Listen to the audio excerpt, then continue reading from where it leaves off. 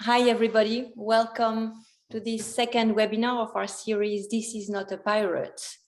This event today is taking place at very challenging times for humanity, with this war going on. And I think it justifies even more the need to look at other possibilities. And this is what we will contribute modestly to do today. And this is what the Museum of Care has been doing to continue working on the legacy of David Graeber. So welcome to all of you, and welcome to our guest today, Stefan Snelders. Stefan is a doctor. He's a publicist and historian working for the University of Utrecht. Last year, he published a book presenting the Netherlands as a drug smuggler nation, based on a study of drug smuggling in the Netherlands in the 20th century. And we also know Stefan because of his book, The Devil's Anarchy, that we had the pleasure to already discuss with him last year. And he's currently working on a revised and extended version of this book, which is focusing on Dutch pirates. So Stefan, you are a researcher, and you are fascinated by the adventures of smugglers and their pragmatic and often very, very clever mindsets. And when talking about figures like the bank robber who became nicknamed as the Robin Hood of the South, of course, we're talking about the south of the Netherlands in this case, in the end of the 1960s, I think. You said in an interview that what particularly struck you was how the activity of this character offered a real economic and even cultural contribution to Dutch society.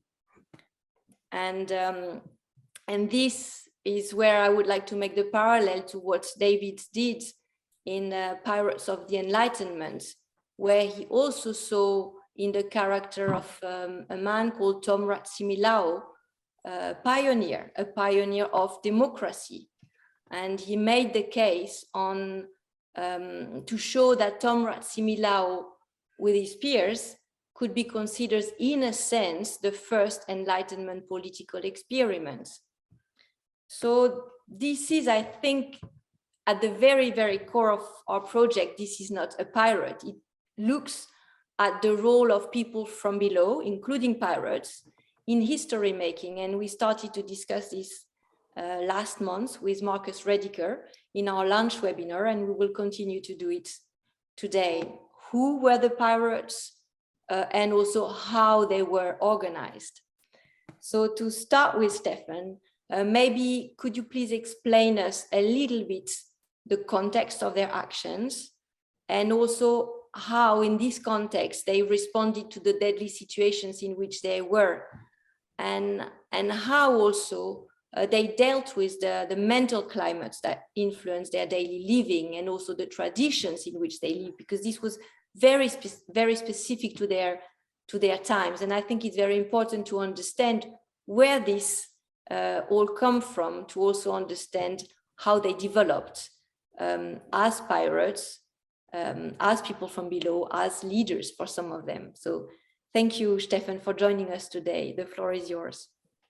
Yes, thank you for the introduction. Thank you all for coming. As all of you, I was rather depressed last week, of course. But we have to continue and go on, and I hope to find some inspiration from what we're doing here. That's a big subject. Marcus, last seminar specifically limited itself to a so-called golden age of piracy between, let's say, 1619 and 1725. I will take a slightly longer perspective. And my reason for doing so is partly to make this connection to what Kelly said about David's book on Madagascar and the role of pirates actually in creating some kind of democracy or direct democracy, or how do you want to call it? So Actually, I'm not starting in a far-off exotic place on the other side of the globe. We're not sitting sipping rum in the Caribbean. I'm actually sitting in Amsterdam. You can see that also in my background. This is of course not Amsterdam today, but it is how it was in the 17th century.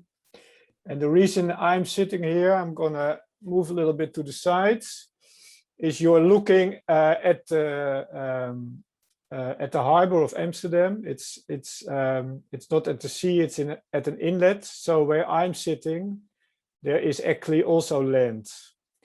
And where I'm sitting, so right across from the harbor, was also an execution place where pirates were hung.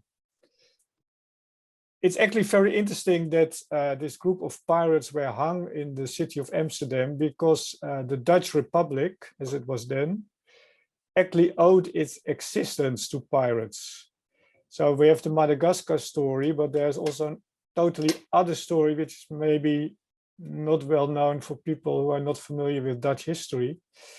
You might know that in 1568, the Dutch came into revolt against the King of Spain, who was also Count of and Duke of a lot of Dutch principalities, or what is now the Netherlands and Belgium.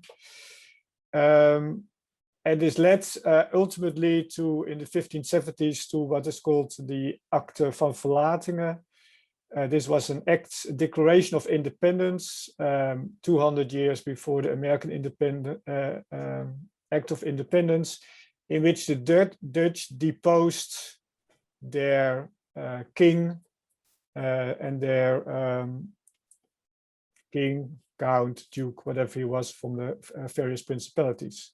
And this took place in the context of a very long struggle of 80 years with the Spaniards, occupation troops, and later in other parts of the world.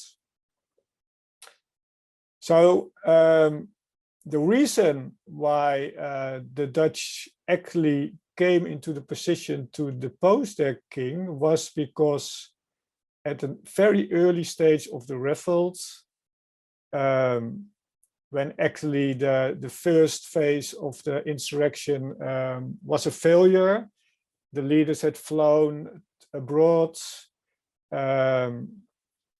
There was a lot of persecution of both political opponents and of non-Catholics. And a number of sailors actually went to English and French harbors and became pirates. So they preyed on the ships of the King of Spain, on those loyal to the King of Spain. And after a few years, they actually started to plunder or to attack cities on land. And by a process of more or less coincidence, at a certain point, they took one city, decided to stay there, and instigated a revolt which transferred all over to the west of the country, the provinces of Holland and Zeeland, ultimately leading to the victory of the insurrectionists and the creation of the Dutch Republic. Now, this is very interesting because the Netherlands always had since then a kind of ambivalent position as to pirates, as maybe we ourselves have. On the one hand, the Netherlands have this cultural identity as a maritime nation. Actually, a good deal of the land is below sea level. Amsterdam at that time was more or less like Venice, a lot of paved roads, which are now passable by cars and pedestrians, used to be water. And there was also a lot of privateering going on. On the other hand, at the moment, the Netherlands established themselves as a country of their own, with their own parliamentary organ, the Estates General, which was the ruling body of the country. They also took position against pirates.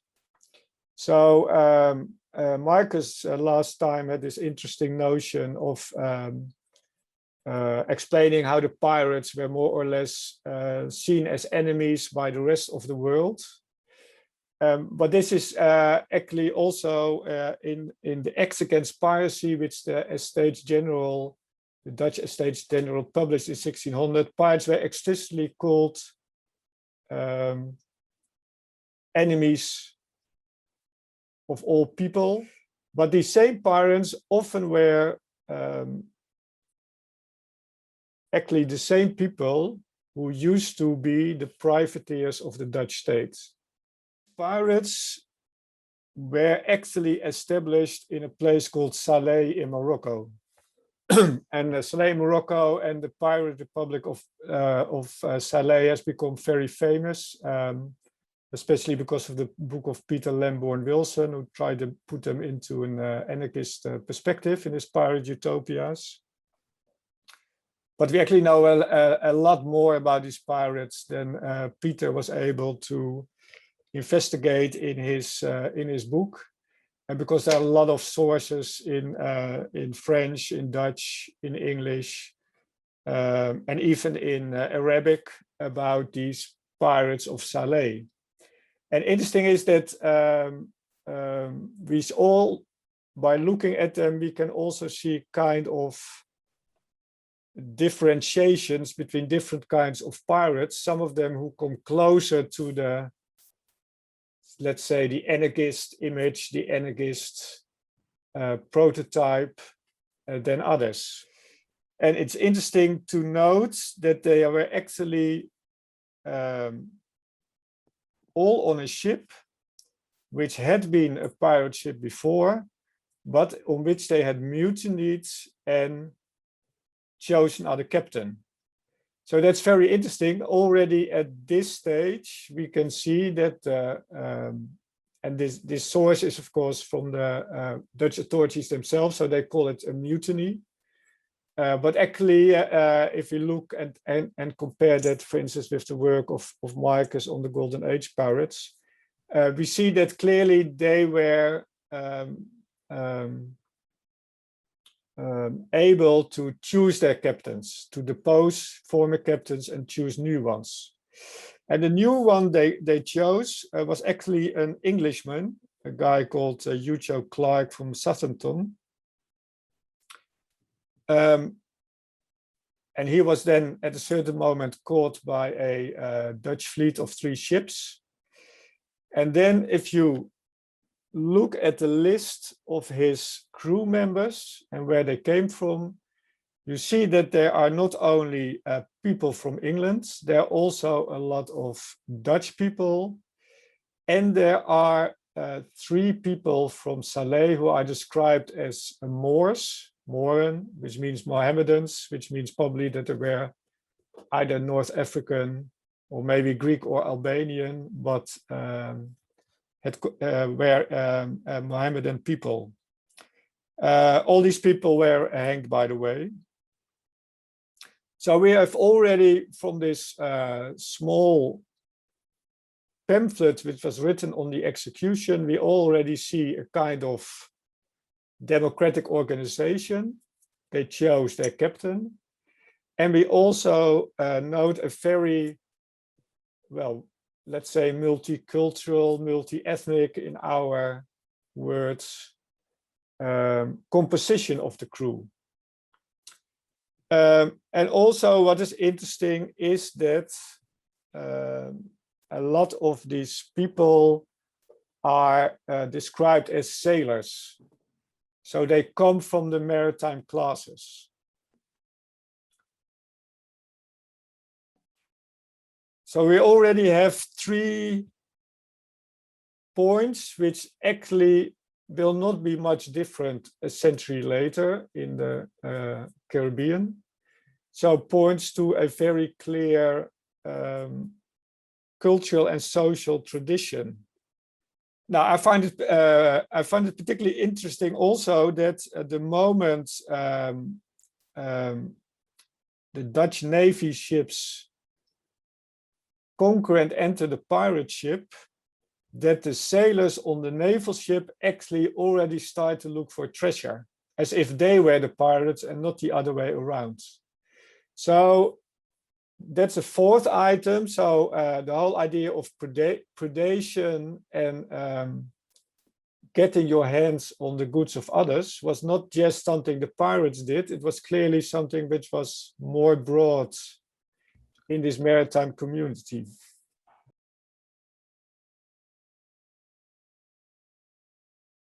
Also interesting that we have other sources in which there is a more liberal, more social position that the pirates take towards the sailors of the captured ships.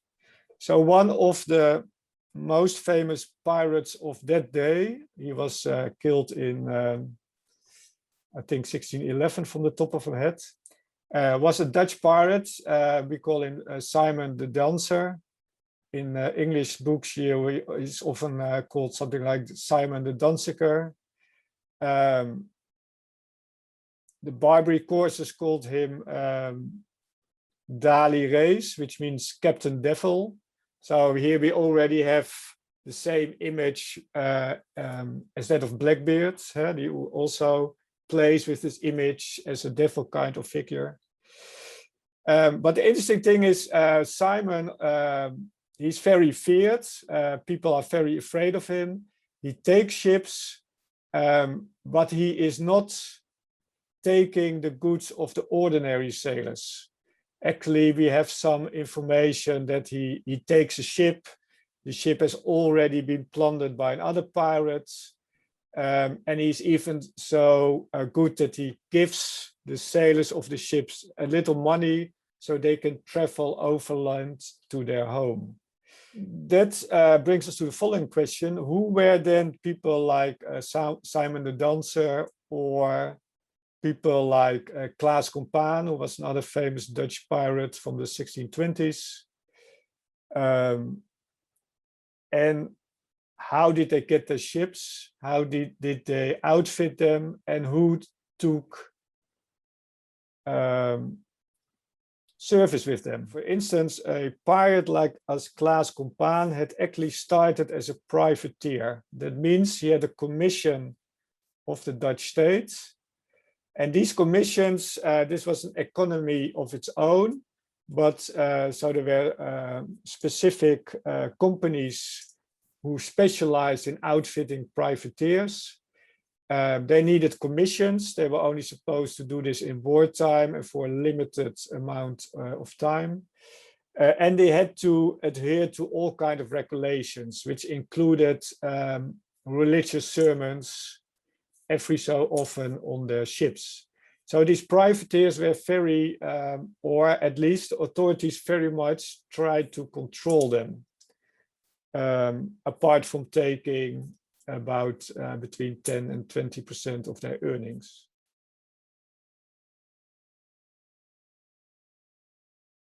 However, that some of these privateers are not content with the way this goes. They are not content that they have to give part of the profits to the authorities, but they're also not content because within the courts, you have to judge over the prices. There's a lot of corruption.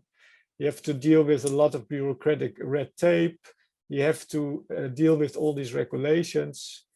And for instance, in the this is one of the reasons that we know that Klaas Compaen, who started out as a privateer, explicitly chose to go over the line and become a pirate. And he did this also very symbolically, because the first thing he did, he threw the Bible overboard. So there were no longer any religious sermons on board of the ship. And also he threw the change overboard.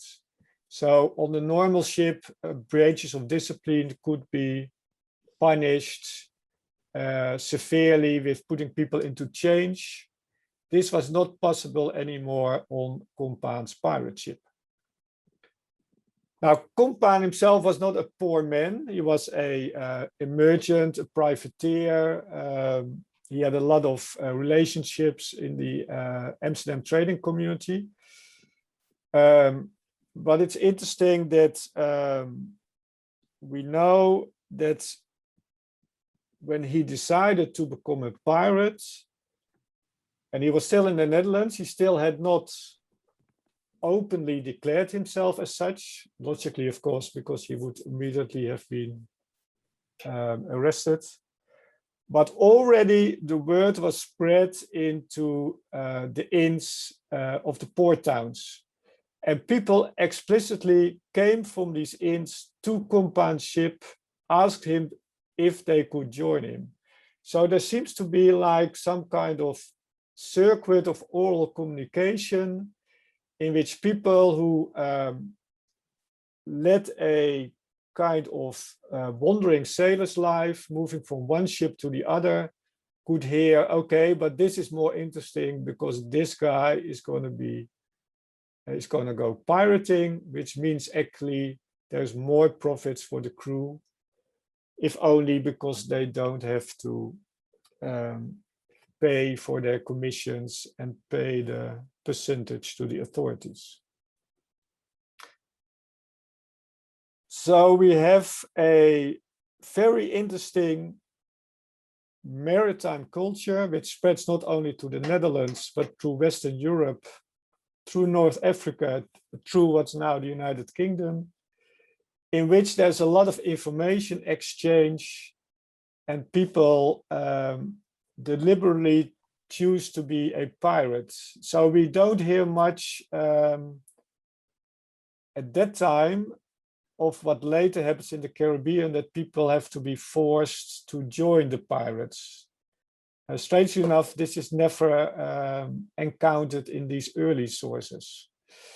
Thank you, Stefan. I think what you're saying now, I mean, with this notion of becoming a pirate, and it's becoming somebody to change the system or to be part of a system, which is very interesting as an approach when you think about how we deal with it now, which is more in a passive way. We are subjects of a system that we accept or that we don't accept. But it's interesting really to see this approach for pirates, which is, okay, if I want to be within a different system, then I have to become somebody different. I have to become a pirate. And I think that's very interesting.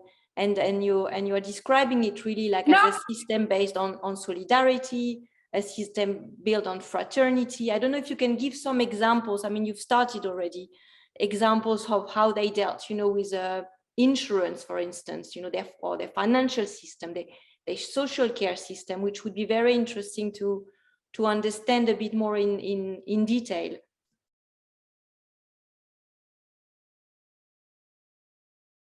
But they are interesting because they are outside, I would say, the influence sphere of West European states at that moment. So we're talking about, say, the 1660s to the 1680s, 1690s. And we see that they, when they organize themselves for their criminal enterprise, for their illegal enterprise, they also make provisions for when things go wrong. So they would have some kind of social security in place. And there's a famous description by Exquemelin, which some of you might know. But let me see where it is.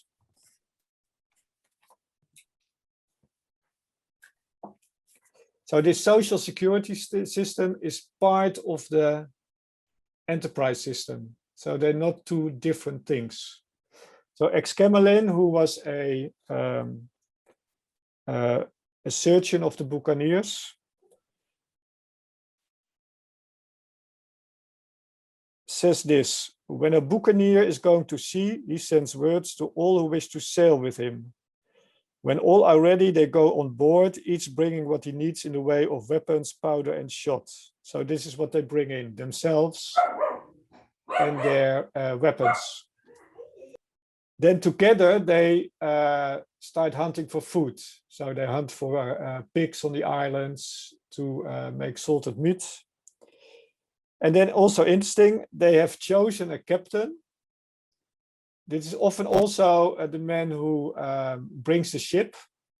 So he has a kind of large share in the enterprise. But Excamelin says the captain is allowed no better fare than the meanest on board. If they notice he has better food, the men bring their dish from their own mess and exchange it for the captain's. So he has a function, but he has not a privileged position. How the enterprise goes is decided by common vote. So where shall we go pirating? And then, very important, they draw up an agreement. Therein they specify the distribution of the goods when they capture a prize. And the captain gets a share for bringing the ship. So, but that is more or less like an reimbursement of the costs he had already made. And then certain specialists get extra money. For instance, the hunter would get 200 pieces of eight. A carpenter, which was also a specialist who was scarce in the Caribbean, 100 to 150 pieces of eight. And a surgeon 200 or 250 because he also had to bring his medical supplies. And then apart from that, they have this system, what would happen if you get injured? So the social security system. So loss of a right arm, for instance, would be compensated with 600 pieces of eight. Your left arm with 500 pieces of eight. Most people are right-handed, so the left hand arm losing it would give you less money. Then there are specific amounts for what if you lose your right leg, your left leg, an arm or an eye. And to understand how much this actually is that it's hard to translate this in ordinary money today, but this was an ordinary labor would earn about 60 pieces of eight in a year. So losing your right arm would be compensated with 10 years of wages from an average labor.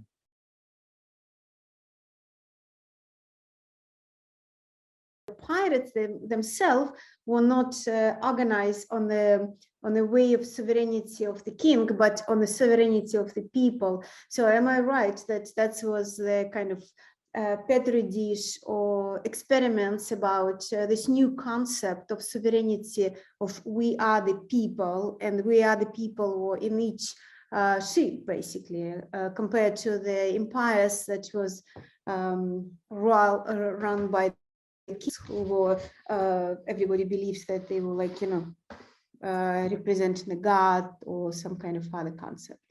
But the pirates, when they attack, they just say we're from the seas. So there is this notion they are outside of the legal spheres of kings and other forms of state, and they express it by also calling themselves as people from the sea and not from a specific sovereign country. I wouldn't go so far to say that they see themselves as the people. I think they see themselves as free people who do what they want to do. I don't think there's the very practical solidarity between sailors of sorts. I'm not sure if we already can start to talk about things as the people, etc., etc. But it's definitely so that they reject the idea that they are subject to the sovereignty of some country, even their own countries. I would agree, Stefan, with what you said about how we need to think about the history of the term, the people. But it is important that in English, at least, going back a long way, what you had in describing the social composition of a ship was the ship's officers and the ship's people.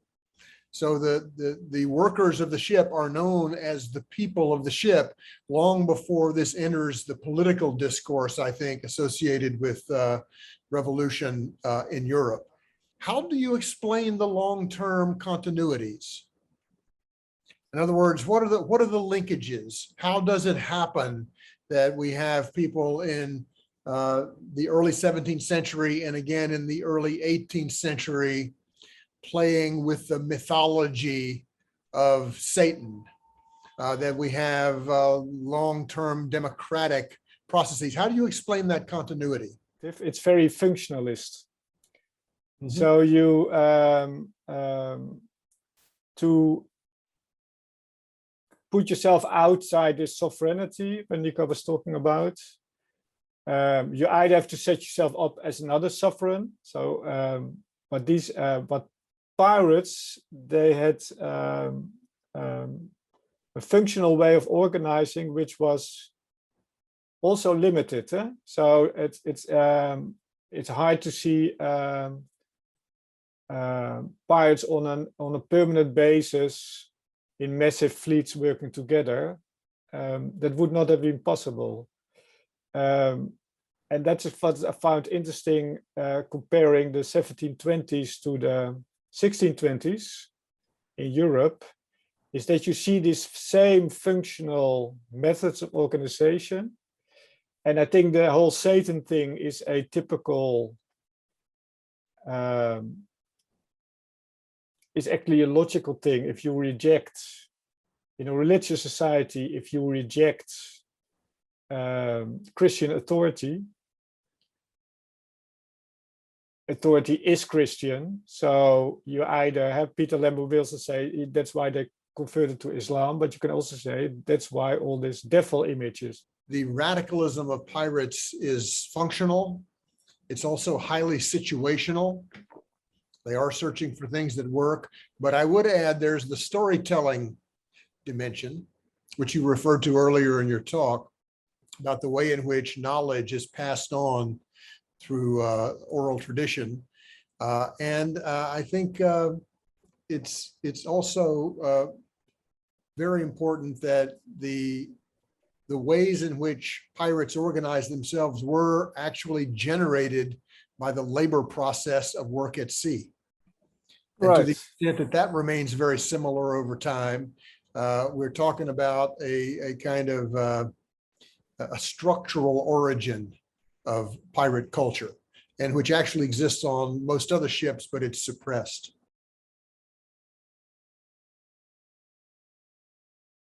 We live in a society of the spectacle, and pirates, even their sympathetic points, have been made into a spectacle. So they are divorced from real life. And I think if we want to understand what it is to go beyond the boundaries of sovereignty and try to create more free ways of living, you can't romanticize them or villainize them or put them into a spectacle. You have to understand who they really were and why they did what they did. I wanted to really thank you for your participation today. I think it's really a continuation, we're using the term before, to what we've been doing in the last webinar, really understanding who these pirates were and what their contributions have been to our modern societies, and then to see what do we do with this, what do we do then to change things, how shall we look at the new pioneers that are making societies based on solidarity, fraternity, all the words that we've been using before, and that were really at the core of what some of the pirates are trying to build, whether in the Netherlands or in the Caribbean or in the Indian Ocean, as we've seen with David Graeber from the pirate ship and pirates there. So thank you very much. I will give the floor to Nika to say a last word before we close for today. I just want to say big thank you to Kelly, who was really working hard to arrange that.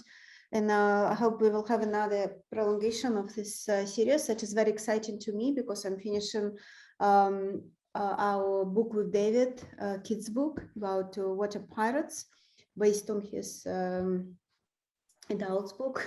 To be continued. To be continued. Thank you. Bye-bye. Bye. Bye-bye.